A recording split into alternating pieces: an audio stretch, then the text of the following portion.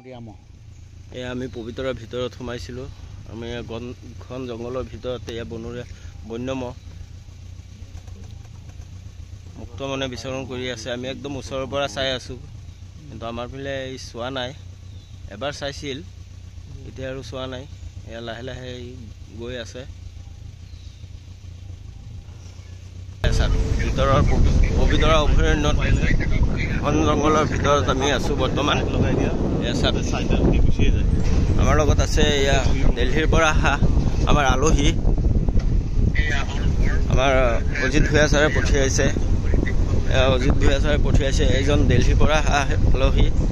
এইফালে আছে মায়ঙৰ আমাৰ গুৱাহাটীৰ পৰা অজিত ভূঞা ছাৰৰ লগৰ। আৰু এয়া চাওক, ইমান ধুনীয়া এটা পৰিৱেশ, ইমানে ধুনীয়া মানে চাবই মন যাব আপোনাৰ। এই ঘন জংঘলৰ ভিতৰত কিন্তু ৰাইনো চাইনো খুব কম।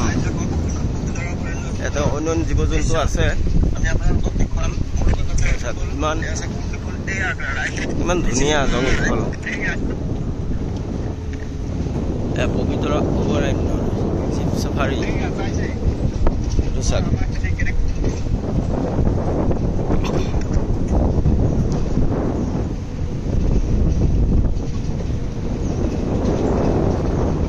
এয়া এইফালে আকৌ আৰু এটা চাফাৰী গাড়ী আহিল। বাটতে আছে। অঁ আচ্ছা, ঠিক আছে। এই আগত বোলে আছে, চাই থাকক আপোনালোকে, দেখুৱাম।